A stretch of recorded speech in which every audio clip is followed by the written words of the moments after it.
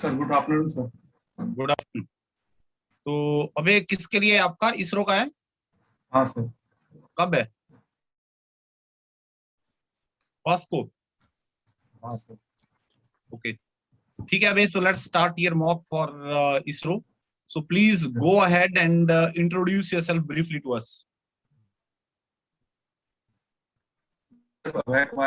And I did my secondary education and higher secondary education from my hometown Aurangabad.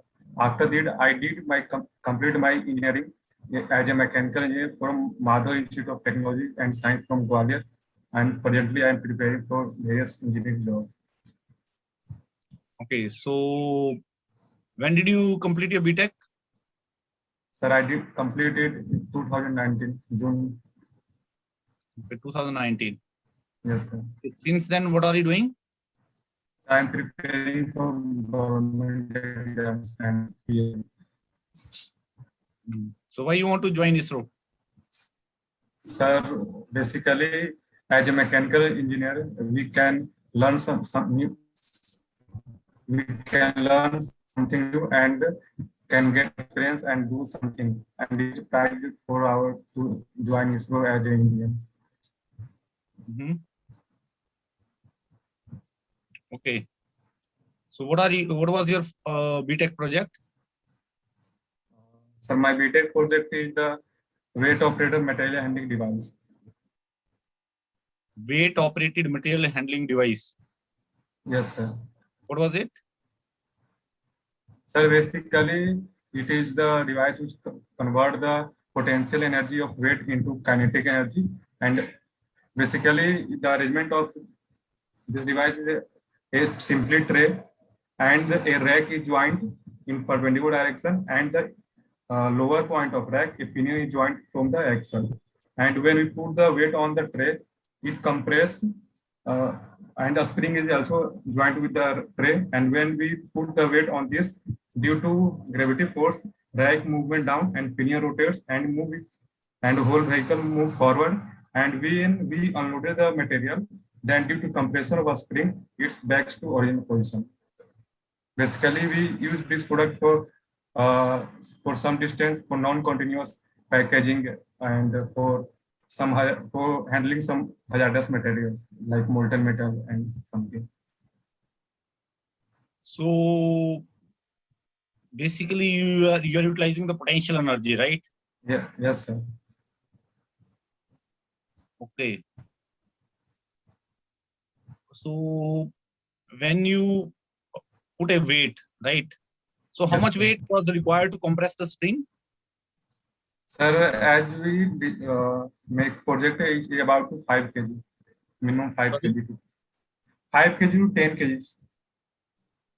5 kg to 10 kg weight you have to apply. Yes, sir. Compress the spring. Yes, sir. When we put the weight, it compress the spring simultaneously movement the rack in downward direction, and pinion attached with the rack, which causes the rotation of pinion and vehicle move forward. And when we unloaded the material, due to compression of a spring, its tray should be moved upward, as well as rack which also move upward because it is fixed, and the simultaneously pinion want to rotate in the backward direction and is move in the original position in the reverse direction. Okay. So can you use the same mechanism that you have used over here to lift the water? From where? Let's say we make a water tank, okay? Yes, sir. Have some kind of where you are having a water stored over there, and you are putting the weight sideways. You are placing the springs, right? So when it is that particular the whole of that tank gets empty, so it will lift it up, then fill that tank again,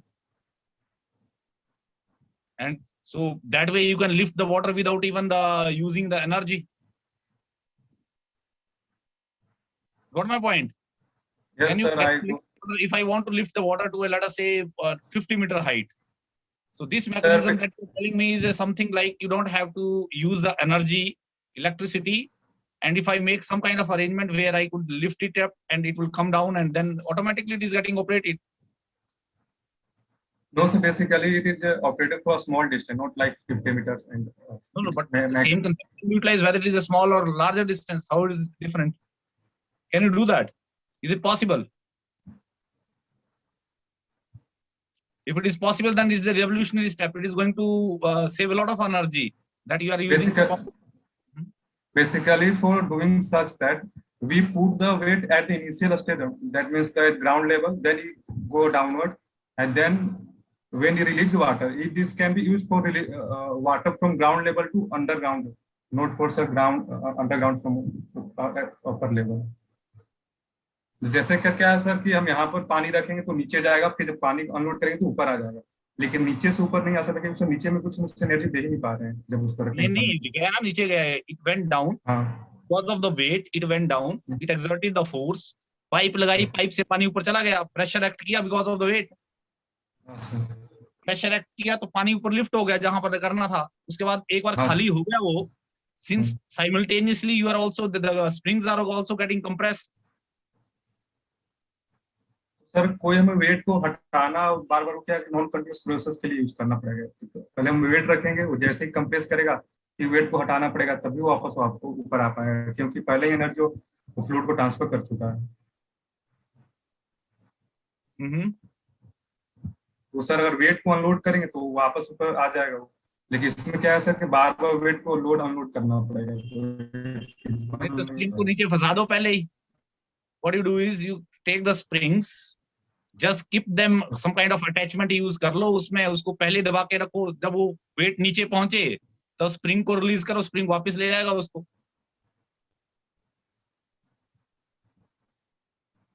वही सब तो wait को तो unload करना पड़ेगा ना, शुरुआत में उसे एनर्जी देना पड़ेगा वेट के रूप में, ग्रेविटी वेट ने दे दी ना एनर्जी, पानी में ट्रांसफर होगी, जब नीचे पहुंचा, नीचे कंप्रेस स्प्रिंग थे पहले ही, फिर सर हमें फिर जैसे ही रिलीज करेगा फिर दोबारा उसे एनर्जी देना पड़ेगा। अबे so where do you find its application? Sir, its application is for the small industry, like where we packaging of flour and some kinds local a small industry which is done by the in the villages from the ladies, and for non-continuous process. There is a need of this kind of mechanism over there. ऐसा क्या है different इसमें कि it is making this particular mechanism suitable in those applications? Sir क्या है कि non continuous process के लिए यूज करते हैं, बहुत थोड़ा दूरी पे ट्रांसफर करने के लिए, जैसे अबाउट मैक्सिमम 3 to 4 मीटर, जैसे हमने इसमें पैकेज में आटा डाला उसे सील करना है थोड़ी दूर पर और 4-5 लोग मिलकर इंडस्ट्री रन करना है छोटा सा, वहां पे से यूज कर सकते हैं। और जिससे मोल्टर मीटर ट्रांसफर करना या कोई हजारस केमिकल है इसको हाथ से टच नहीं कर सकते हैं, लैडर के थ्रू बस निकालना है और डालना है, तो फिर इसमें भी उसी। Okay. Okay, so can you let me know Abhay, the stiffness of a spring? What is the stiffness of a spring? Stiffness of a spring defined is the load per unit deflection. Basically, it measures the how can deflect for the unit load for a material. Let's say you are having a springs which are placed in parallel. Yes, sir. Can you find out the this equivalent stiffness of a spring? Yes, sir. In the parallel combination for the equivalent spring stiffness, we simply add all the spring stiffness of all of them. Because when we apply the force, all the spring has same deflection. Therefore, when we equal the load, then the stiffness of all spring is added.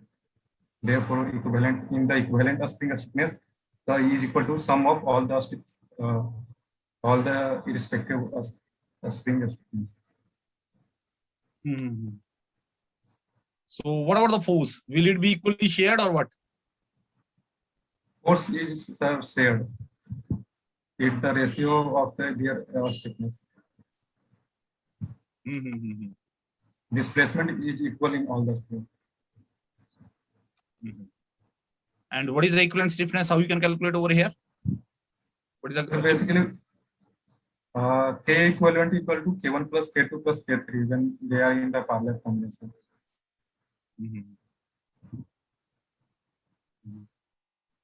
Okay, so if I give you any particular spring, can you find out the stresses that are getting developed in this particular case? You're having the springs, so they are subjected to over here the mechanism that you have used. They are getting compressed, right? Yes, sir. So if they are getting compressed, then what kind of stresses will be developed in the spring? Sir, bending stress and direct shear stress, both type of stress generated in the spring, and by applying the formula 8 PD upon pi d Bending. q into wall factor.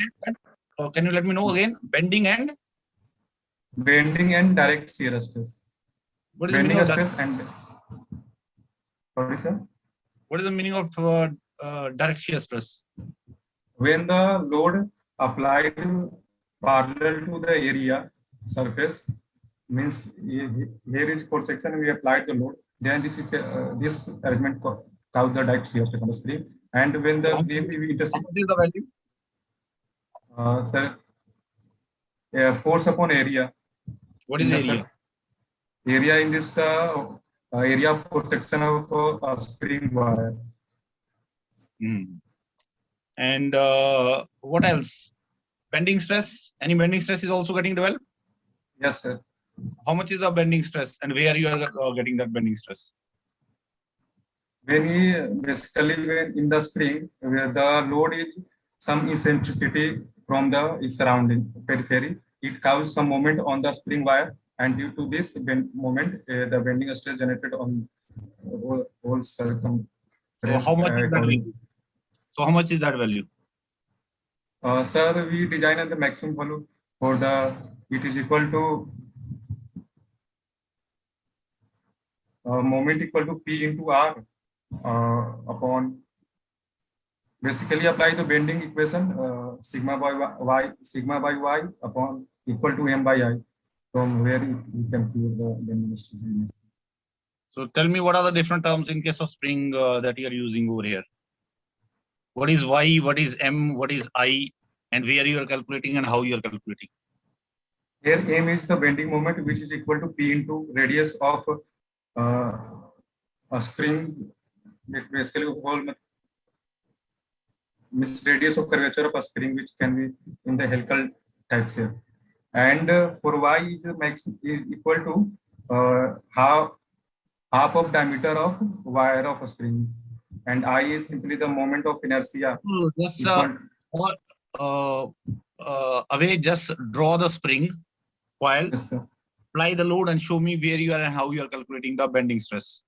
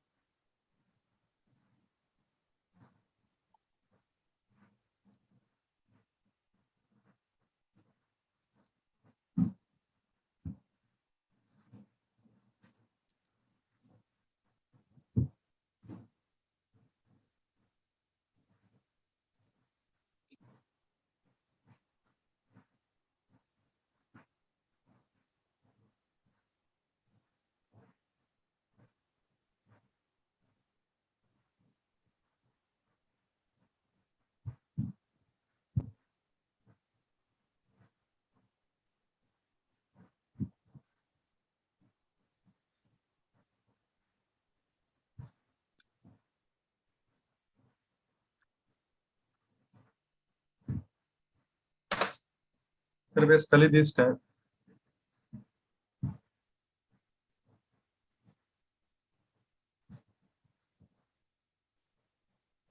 So moment is equal to P into capital R, and I is equal to pi by 32 into a small d to the power 4, and y maximum is equal to d by a small d by 2.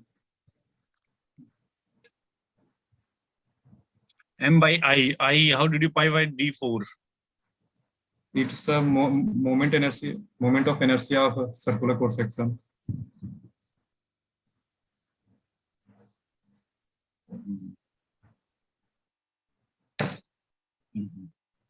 Okay, and you made use of the rack and pinion, right? Yes, sir. What is a rack? Rack is, sir, Okay, can you let me know what was the size of the spring that you calculated based on these stresses in your project? so it's free length. No, springs. Did you use the springs? Oh, yes, sir. So what was the size of the spring? Sir, diameter is equal to about to 4 centimeter. We simply with the 8 helical spring on the 8 below helical the. springs of 4 centimeter diameter. Yes, sir. So don't you think it is too large? 4 centimeter diameter is too big. Have you seen the railway those boggy springs, spiral springs? Sorry, sir. I means curvature. I told curvature. It is very thickness, sir. It's about to 0.5 mm. The diameter of the spring wire. 0.5 mm. Yes, sir. Not even less than 1 mm. Half of 1 mm diameter. How Yes, will sir. it load? Sir, it's about to 1 mm exactly. I do not remember at this time. It is about to 1 mm to 0.5 mm. So if you want to calculate the energy stored in the spring, how will you calculate? Sir, as we know the stiffness of spring and we can measure the deflection of the tray and where we equal to the half kx square and we calculate the energy of absorbed by the spring. So how did you calculate? Sir, basically when we find the deflection of tray when we move downward and we know the equivalent of stiffness of a spring, then we know that the energy stored by a spring is equal to half into a stiffness of spring into a So deflection. why half into P into stiffness? Why half? Why not P delta? Because sir, it's a gradual applied load. It is certain load. How it is gradual? You are applying the total load of 5 or 10 kilo you are applying at a time.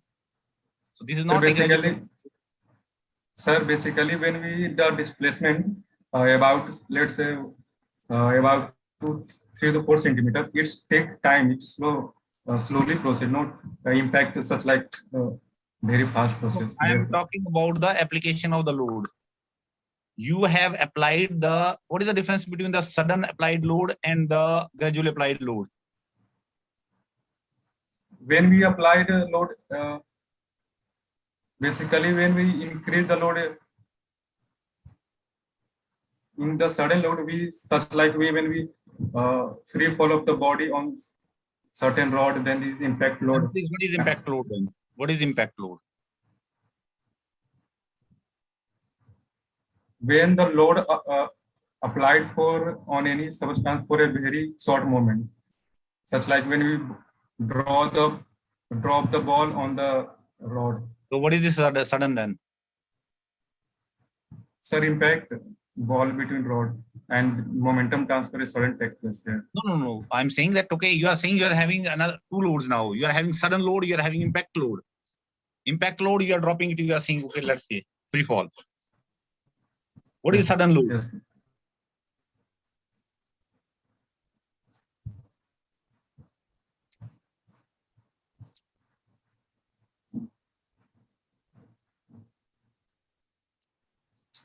Sudden load means, sir, when we apply load, means when we put weight suddenly on the any object. Suddenly mean what? Sorry, sir? Suddenly means what? Entire load at a time. Yes, sir. Entire load. So the load that you applied over here is suddenly or it is impact load?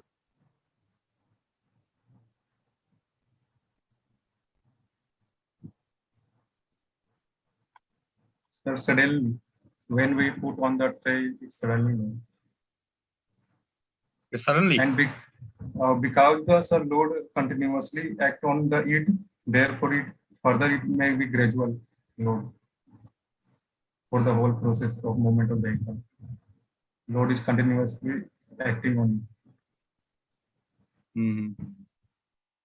Okay, so can you let me know the difference between rack and pinion? Yes, sir. Rack Rack is basically vertical downward movement of the gear tooth rod, while pinion it is which rotate. That if we use the rack and pinion arrangement, then rotary motion is converted into the linear motion. Mm-hmm. Basically, rack is used for linear motion. Rotary motion is converted into linear motion. Linear motion. Yes, sir. So what is the minimum number of teeth required in order to avoid the interference between the rack and pinion?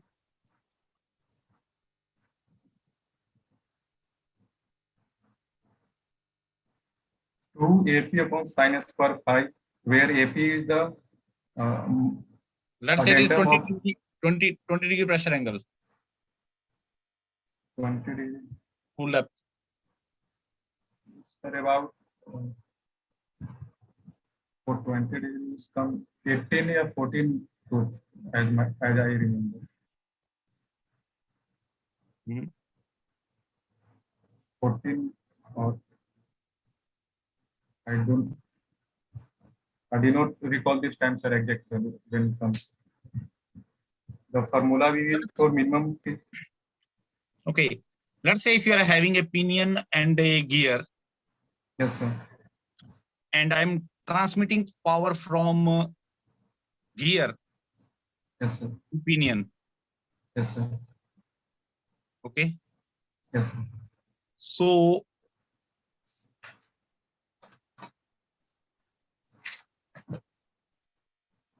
let's say you are supplying a power of 10 kilowatt to the gear. Yes, sir. So how much power will be available on the pinion? If theoretically we say 100% efficiency, so how much power will be available at this at the pinion? And what about the torque? Will the torque be less or more on the pinion? The power is same on the pinion, but torque is less amount because power is conserved because efficiency is 100%. We know that the power is equal to torque into angular velocity, and angular velocity is reciprocal to the number of teeth. Therefore, at the pinion, omega has more. Therefore, torque should be less for conserved power. The constant value of power. Okay. Okay. So now Vishal sir can continue. Vishal sir. Yes, Abhay. Yes, sir. Abhay, so you are going for ISRO. Yes, sir. So tell us some of your favorite subjects. Strength of material, basic thermodynamics, fluid mechanics, and heat transfer. Okay. Okay, let me start with heat transfer, Abhay. Yes, sir. But tell me about convection. What is convection heat transfer? Convection is the mode of heat transfer in which heat takes place due to the motion of the fluid. And convection, when the fluid touch around the solid object, then it takes energy from this and take away from here. And there are the two types of convection: forced convection and the free convection. In free convection, the movement of fluid takes place due to buoyancy force, and in the forced convection, movement of the fluid is caused by the external force, such like fan and blower. What is Nusselt number, Abhay?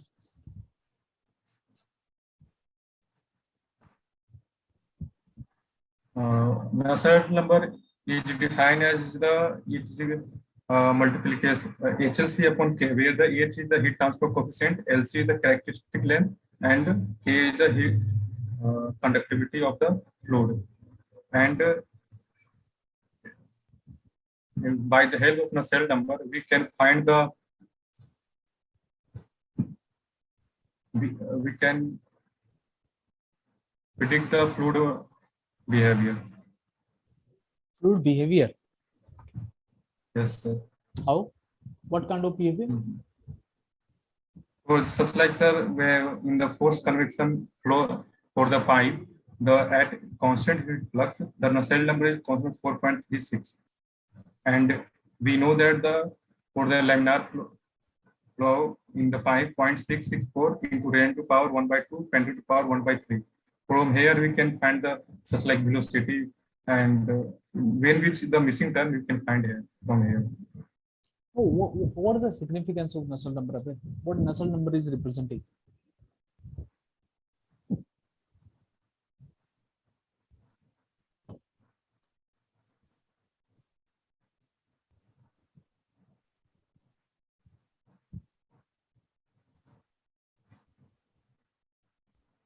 Sorry, sir, I have no idea. What is entrance length? Abhay? What The is length, entrance? Yes, yes. Go ahead, please. it is the length between the entrance of pipe and the where the flow is completely developed. This distance is called the entrance length. What do you mean by that developed flow?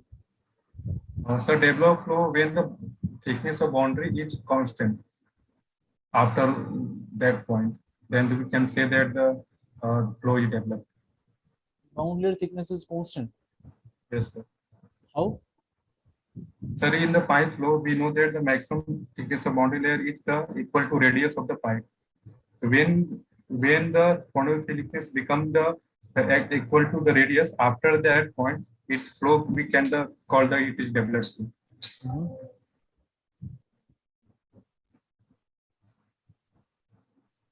Mhm. Yes. And there is no any velocity gradient along the perpendicular direction of flow in the developed region. Mhm. Acha, for this flow, this particular fully Yes. developed laminar flow in pipe, how we Yes, sir. define friction factor?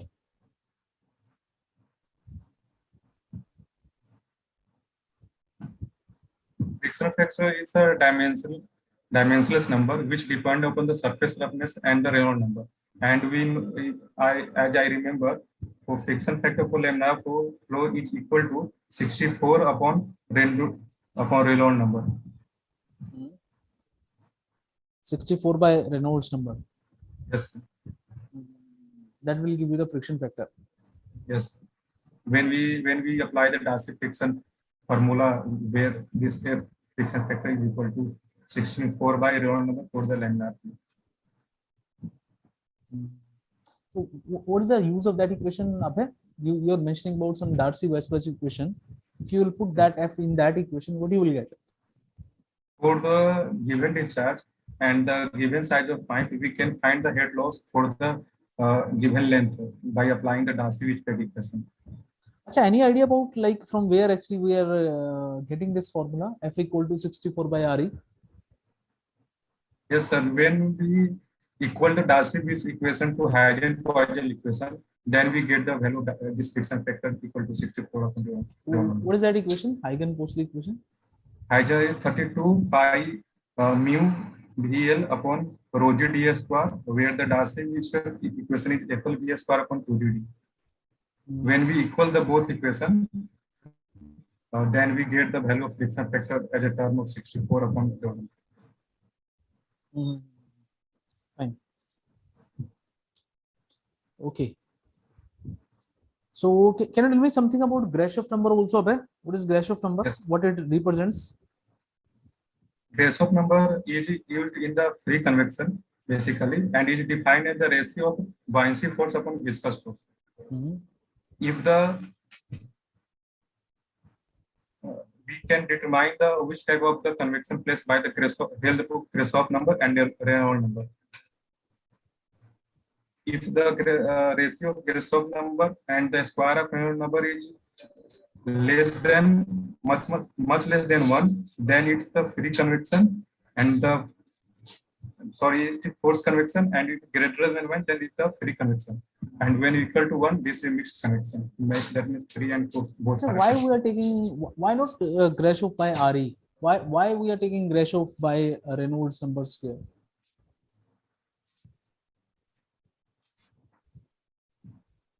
So, In the free convection, Reynolds number is very less. So we the ratio of these numbers should be around to 1. Therefore, so I guess I have no any clear idea about this. So what that ratio is representing, like in terms of forces, if I will ask you, like we define Reynolds number as a ratio of the inertia force by viscous force. So what that number is representing, Grashof by Reynolds number square.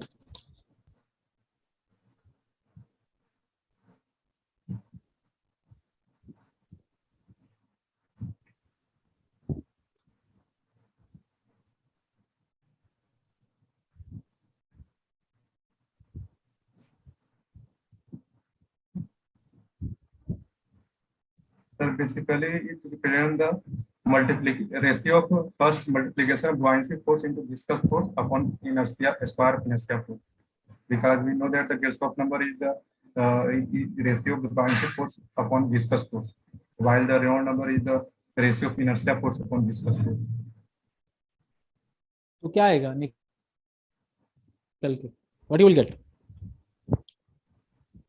In upper term, the multiplication of buoyancy force and the viscous force, and at the lower term, the square of inertia force. You know, in general, we say that Grashof number is the ratio of the buoyancy force by viscous force, but actually we define it as a ratio of the product of inertia and buoyancy divided by square of viscous forces. So Grashof number is the product of inertia force into buoyancy force divided by square of viscous forces. You know.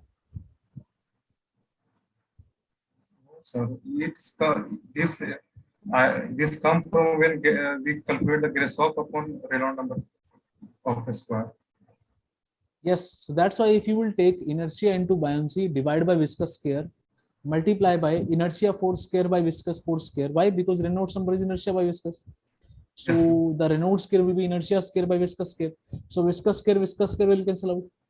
Yes. And inertia will cancel out. What you will get? You will get buoyancy force by inertia force. So that ratio is actually representing the ratio of the buoyancy force by inertia force. How much buoyancy forces are dominating over the inertia forces? If that number is far greater than 1, means natural convection will dominate. Yes. Okay, because buoyancy forces will be dominating 1 over the inertia forces. But if it is less than 1, means the inertia forces are dominating over the buoyancy forces. That is the case of Yes. the forced convection. Are you getting? Yes. And Yes. if both buoyancy and inertia forces both are more or less same, so that number will be Grashof by Reynolds number scale, that will be close to 1, and you will have a mixed heat transfer. Disconvection. Yes. Then you need to say take the both forced and free convection. Yes. Fine. Can you tell me something about the NTU? What is NTU of a heat exchanger? Sir, NTU is defined as the number of transfer unit. It is a dimensionless number, and it is equal to the ratio of first in the upper term multiplication of overall heat transfer coefficient and the area upon the minimum smaller heat capacity. Simply UA upon C smaller. And we, by the help of NTU, we find the effectiveness of any heat exchanger. So what this NTU is representing? What is the significance?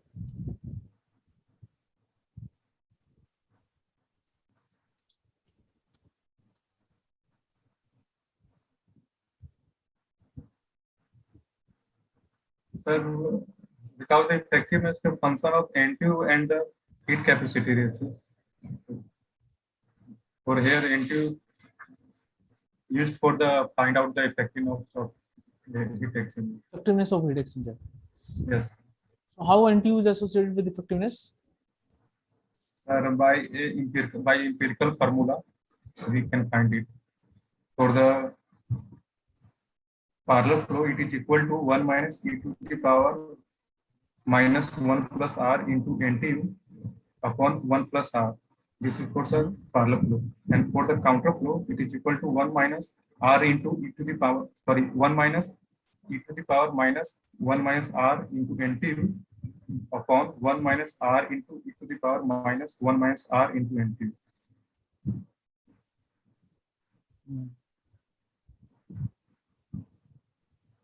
Okay.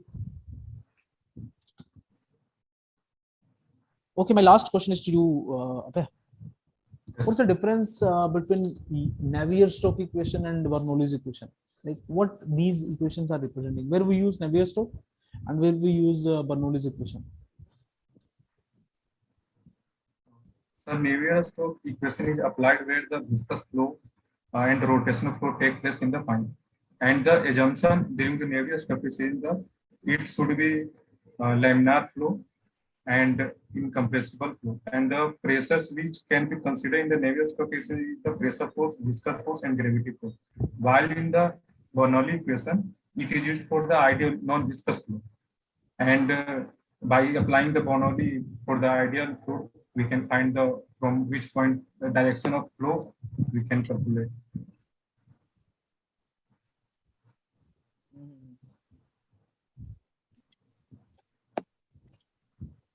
Okay, Abhay, I think now we can give you the feedback. Okay, so Abhay, so the initial part that you explained, see, they may ask the question from your project, and there is high probability. Okay. Yes, sir. So what you need to see is you're missing many points when you're explaining. जब आपने explain किया, आपने कहा mechanism है, ठीक है, आपने कहा, पर वो बेसिक क्वेश्चन पूछना शुरू करेगा आपसे. फॉर एग्जांपल स्प्रिंग के बारे में आपने कहा ओके स्टिफनेस क्या है एंड ऑल दैट, और क्या कहते हैं, चलो उसके रिलेटेड आपने कुछ एक आंसर दिए, स्टिफनेस तक तो ठीक था, फिर मैंने स्ट्रेसेस के ऊपर चला गया. अब before I discuss about the stresses, I also ask the basic things. कितना वेट लग रहा है, ये पूछेगा, वो पूछ सकता है आपसे, कितना वेट लगाया आपने, वेट लगाया, मूवमेंट कितनी हुई. स्प्रिंग्स हैं, स्प्रिंग का साइज क्या लिया उसको सस्टेन करने के लिए.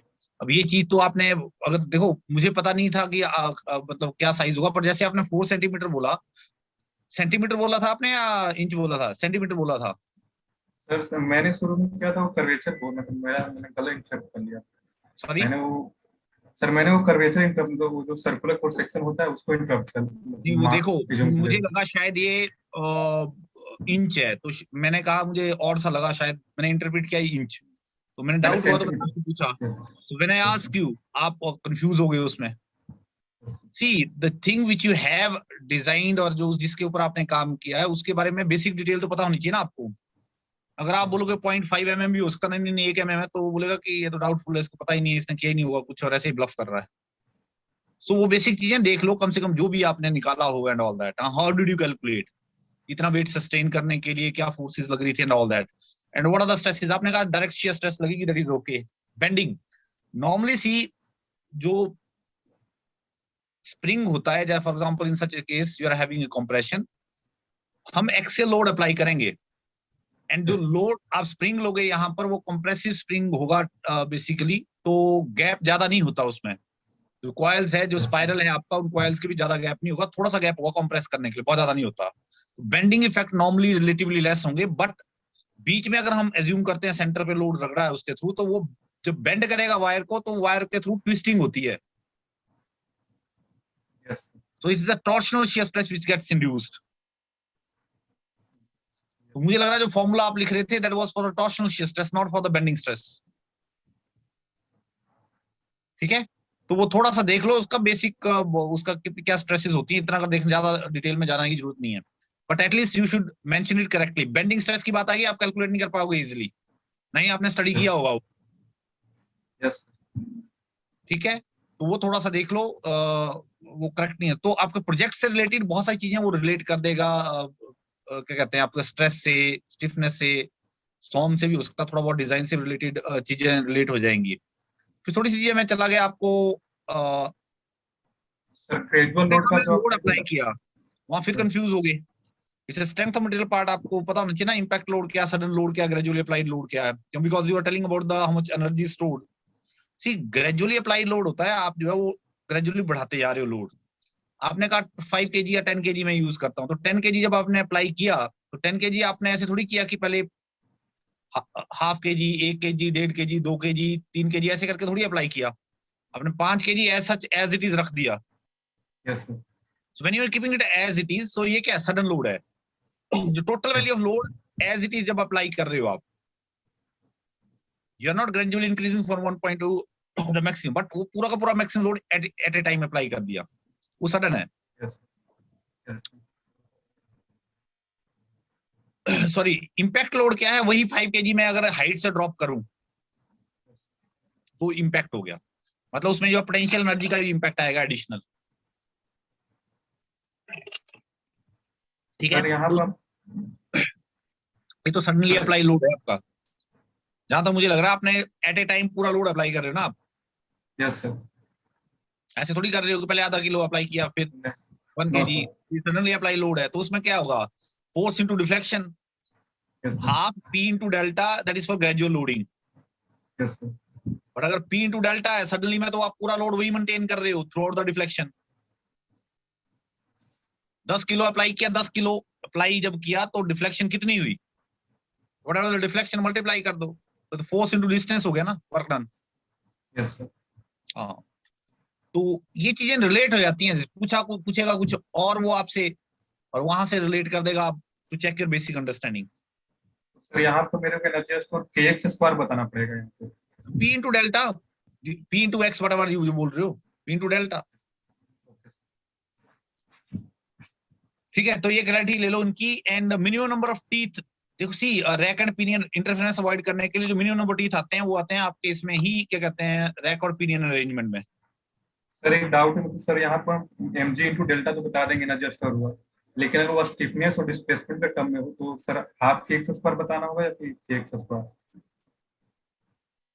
किसके टर्म में? स्टिफनेस के टर्म में, स्प्रिंग में, और डिफ्लेक्शन उसका स्टिफनेस के नहीं, टर्म में वो तो ठीक energy- रहेगा। स्टिफनेस तो आप क्या करोगे, फोर्स ओवर डिफ्लेक्शन, वो तो सिंपली जो फोर्स डिवाइडेड बाय डिफ्लेक्शन जो भी है उसमें चेंज नहीं आएगी। स्टिफनेस क्या होती है, force required to produce unit deflection. तो Sir, my फोर्स को doubt हम, is is it right to say that the strain energy, potential energy in the spring is half kx square or kx square, simply kx square? भाई वो depend करेगा, देखो आप diagram देखो ना, कि जब आप किसी चीज को डिफॉर्म करते हो तो लोड कैसे अप्लाई करते हो तो देखते हो ना। Yes, sir. तो लोड अगर ग्रेजुअली अप्लाइड होगा तो हाफ पी डेल्टा ठीक है, Yes, sir. और जब लोड ही आप ऐसे अप्लाई कर रहे हो, डायरेक्टली अप्लाई कर रहे हो, सी स्ट्रेन एनर्जी का चैप्टर आपने स्टडी किया होगा, वहां कंपैरिजन होता है, Yes, sir. तो वहां आप निकालते हो ना सडन लोडिंग में कितनी एनर्जी स्टोर हुई, तो वहां हाफ पी डेल्टा थोड़ी बोलते हो आप, वहां तो बोलते P into delta. Yes, sir. समझिए बात। Okay, sir. ठीक है. मिनिमम नंबर ऑफ टीथ, मेरे ख्याल जस्ट सी मेरे ख्याल 16 होते हैं 20 डिग्री प्रेशर एंगल के लिए। 20 I- डिग्री प्रेशर एंगल जो फॉर्मूला वो ठीक है, आपने लिखा रैक एंड पिनियन के लिए, मेरे ख्याल वो ठीक है, बट चेक कर लो उसमें अगर 520 डालोगे आप, 20 डिग्री Yes. डालोगे तो मुझे लग रहा है वो 16 के आसपास आ जाएंगे। एडेंडम जो है उसमें वन, एडेंडम कोफिशिएंट 1 स्टैंडर्ड जो होगा मेरे ख्याल 20 डिग्री प्रेशर एंगल का, और उससे आ जाएगा वो। सो एंड देन मैंने एक गियर अरेंजमेंट दे दिया, वो ठीक था, आपकी अंडरस्टैंडिंग ठीक थी। सो एक तो ये है कि आपके बेसिक सब्जेक्ट्स जो पूछे गए क्वेश्चन, सॉम के मैंने इसलिए नहीं पूछे, सॉम के तो बहुत सारे क्वेश्चन इसी से रिलेट हो गए आपके। Yes, sir. बेसिक जो स्ट्रेंथ ऑफ मटेरियल आप बताओगे उसमें से पूछेगा, बट अगर प्रोजेक्ट पूछ लिया उसने तो Yes. वहां से वो चीजें रिलेट हो जाएंगी, बहुत सारी जो आपने मेंशन की है। शाफ्ट के बारे में पूछ सकता है वो, क्या स्ट्रेसेस Yes. इंड्यूस की हैं जो यूज किया आपने, Yes. समझिए। रैक और पिनियन में कौन सी स्ट्रेसेस डेवलप हो रही हैं, इसके ऊपर भी जा सकता है। ठीक है, Yes. तो इनको जस्ट ब्रश अप कर लो, थोड़ा सा टाइम है अभी आपके पास, and rest Vishal sir is going to give you the feedback.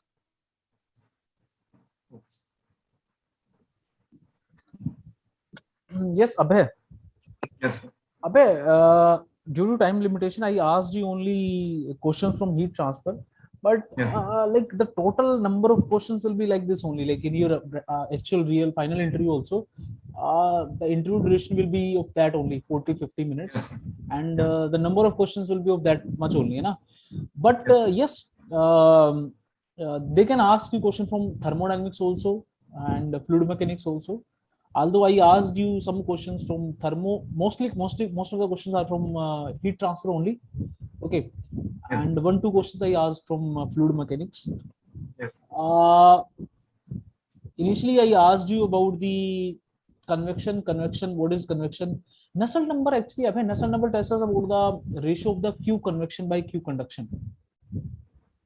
How much is the convection heat transfer over conduction heat transfer? You know? Yes. Okay. So if in entire convection heat transfer Nusselt number हम क्या लेते हैं? That is more than 1, because convection heat transfer dominates over the conduction heat transfer. Okay. So that K is the conductivity of the fluid. Fluid में क्या हो रहा है? Convection is more. Convection is dominating over the conduction because there is a bulk motion of the fluid. Okay, Yes. that's why Nusselt number will always be more than 1. And yes, mathematically that is equal to HL by K, where L is the characteristic dimension, H is the convection heat transfer coefficient, and K is the thermal conductivity of the fluid. But before using any mathematical formula, you need to define what is that number. Okay. Further, you can say, yes, sir, in heat transfer, this Nusselt number is associated, it is related with the Reynolds and Prandtl in case of forced convection, and with the Grashof and Prandtl in case of the free convection. So Nusselt Yes. number is a function of Reynolds Prandtl in case of forced, and Nusselt number is a function of Grashof and Prandtl in case of free convection. Reason पूछेगा आपसे, then you can give example of the Buckingham pi theorem. H for forced convection depends on how many factors. H for free convection depends on how many factors. Then you can say, ki, sir, how many total number of variables are there? Okay. Then Yes, how many number of fundamental terms are there? Then how many pi terms are there? So if you will go with that analysis, you will easily able to show that there are 3 pi terms in the forced convection, 3 pi terms in the free convection. But free में हम जो G beta delta T है ना, तीनों को हम we consider it as a single variable. ये चीज ध्यान रखना. In free convection, like Yes, H for free depends on G, beta, Yes, delta T, yes, rho mu CPK and L. yes, Okay. So rho mu CPK and L all are same. They are there in forced convection also. But in forced convection, we are having velocity. Okay. Yes, sir. That's why total number of variables are 7, including both dependent and independent. In free convection, if you will count like this, you will get 9. But 9 are not the total number of variables. Total number of variables are 7 Yes. only. Why? Because G beta delta T we consider it as a single variable. Because G acceleration due to gravity and the delta T temperature difference and isobaric volume expansion coefficient, these are the variables which provide the velocity in the free convection, which moves due to which fluid move in the free convection. So we treat all these 3 variables as a single variable. तो इसमें भी total variables कितने बनेंगे? 7 बनेंगे. And number of fundamental terms, if you will check, you will get 3 fundamental terms. Yes. ठीक है. That's why 7 में से जब आप 4 fundamental terms आएंगी and 7 minus 4 करोगे तो you will get 3 pi terms. 4 आपके पास क्या आ जाएंगी? Fundamental terms. Yes. Okay.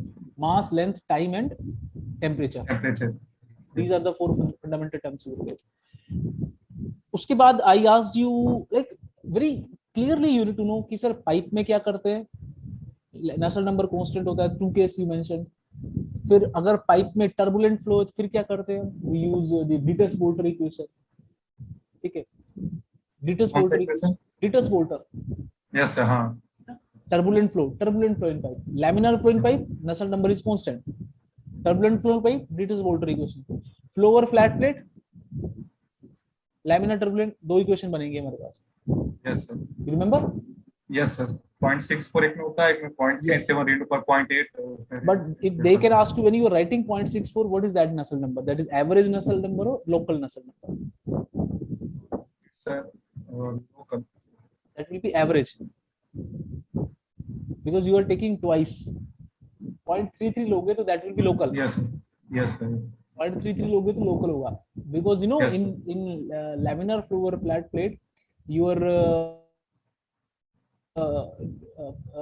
average convection heat transfer coefficient is twice of the heat transfer coefficient at the trailing edge.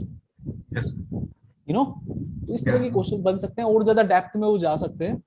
But आपको अप्रोच बड़ा simple रखना है, स्टेप बाय स्टेप अप्रोच रखना है, कोशिश करना है सोचने की.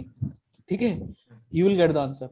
I asked you about developed flow, developing flow, Hagen-Poiseuille flow. You answer. What is that Hagen-Poiseuille flow? Fully developed laminar flow in pipe. और उसके लिए डेवलप्ड फ्लो क्या होता है, दैट यू आंसर्ड। उसको कई सारे वेज हैं। एक तरीका ठीक है आपकी कि क्या है, boundary layer thickness, boundary layer actually merge हो जाएंगी, लोअर और जो अपर है कांस्टेंट हो जाएंगी। Yes. That is actually not the right way to define that, है ना। आप उसको बोलोगे बाउंड्री लेयर मर्ज हो जाएंगी, ठीक है। या आप बोलोगे कि सर द फ्लूइड का जो इफेक्ट है, लाइक जो हाइड्रोडायनेमिक इफेक्ट है, that will be felt through out the cross section. Like जो अभी फ्लूइड एंटर कर रहा है, सो द जो इनर्शिया फोर्सेस का जो इफेक्ट है, that will initially it will not be what you can say felt by the entire fluid in the pipe. So only some part of the fluid will feel that kind of what you can say effect of the inertia forces. So as slowly the fluid will come into contact with the pipe, the entire cross section will feel the those inertia forces. Okay, so that you can mention is the inertia effect, that what you can say the shear effect, that will be felt or that will be felt throughout the cross section, ठीक है। और what you can say the boundary layer क्या हो जाएंगी आपकी, मर्ज हो जाएंगी, ऊपर का जो नीचे का बाउंड्री लेयर है। And another way is the sir after getting reaching to the entrance length, after moving to some particular length, the flow will become fully developed, means the velocity profile does not change. अब velocity profile क्या हो जाएगी आपको, constant velocity profile मिलेगी। Why actually we are getting constant velocity profile? Because the hydrodynamic effect जो है आपका, that is felt throughout the cross section। अभी वो पूरे क्रॉस सेक्शन में इफेक्ट आ गया है, अब आ गया तो that will not change। Yes. ठीक है, तो ऐसे डिफाइन कर सकते हो आप उसको। बाकी आपने डिफाइन किया, मतलब from that I got some impression कि you know about this, but उसको मैं थोड़ा ऐड ऑन कर देना है, ठीक है। Grashof number you defined, but Grashof को हम मैथमेटिकली हम लिखते हैं inertia into buoyancy by viscous force square. We define it by buoyancy by viscous, बोलने में ऐसा बोल देते हैं it's a ratio of the buoyancy by viscous, but इससे आपको फार्मूला नहीं निकलेगा, आज चेक कर लेना। अगर आप if you want to prove why Grashof number is equal to g beta delta t l cube by nu square, you will get it only if you will put Grashof equal to inertia into buoyancy by viscous force square। Inertia कहां से आएगा आपका, inertia आएगा mu v square l square। Yes. You know, inertia is mass into acceleration, mu v square l square। viscous force कहां से आएगा आपका, mu vl square हो जाएगा। buoyancy force कहां से आएगा आपका, rho g vfd। Yes. रो को तो आप लिख सकते हो अगेन, रो जी तो रो जी रहेगा, vfd कहां से आएगा आपका, बीटा, उससे बीटा से आएगा। vfd is what, that is v into beta into v into delta t, beta equal to 1 by v del v by del t, Yes. Constant pressure. तो del v क्या हो जाएगा, that will be beta v into delta t। Yes. तो buoyancy force को मैं लिख सकता हूं, I can write buoyancy force as beta l cube into delta t। Are you getting? अभी इसको सोल्व करोगे ना आप, mu v square l square into beta l cube delta t, okay, divide by mu vl square, you will get that g beta delta t l cube by nu square। are you getting? तो इसको mathematically हम ऐसे define करते हैं, inertia force into buoyancy force by viscous force square, and what that number is representing, that Grashof by Reynolds number square, that is representing the inertia force by buoyancy force by inertia force। ठीक है? Yes, sir. तो नसल NTU भी आपने बताया, NTU what is the significance, थोड़ा इसके बारे में देख लो, बोल रहे हैं ना। it defines the size of the heat exchanger, it tells us about the how much heat transfer is taking place from the heat exchanger। NTU हमें बताता है कि अगर NTU is more is the heat transfer from the heat exchanger। effectiveness भी क्या होती है आपकी, ज्यादा होती है। NTU for heat exchanger is directly proportional to the effectiveness of a heat exchanger। तो due to time limitation, Abhay I asked you from heat transfer only, fluid का कुछ मैंने क्वेश्चन पूछा था आपसे, दैट हाइगन mostly flow, that Reynolds number, friction factor, from where you are getting that relationship f by 64। so overall your knowledge is fine, you answered, okay, but for ISRO again they can ask you some numerical problems, some kind of what you can say, some practical problems they can ask you, okay, but what I feel, if your basic concepts are clear, you will be easily able to handle those things, okay। so this is like a practice only, okay। don't feel ki sir if they will ask me some kind of question, you have not asked that type of question. Okay, there may be case, because time, sometime we have that much time, sometime the time limitation is there. But what I feel, Abhay, if your concepts are clear, you will be easily able to tackle. You need to develop that basic step by step approach. Okay, that is there, surely you will be able to tackle any kind of questions. Okay, whether it is an ISRO or any kind of research organization. So I found your knowledge is fine, just be more energetic, be more confident. Okay, Yes. that is the only suggestion from my side. Okay, anything you want to ask? No, sir. Thank you. Okay, good luck, keep preparing.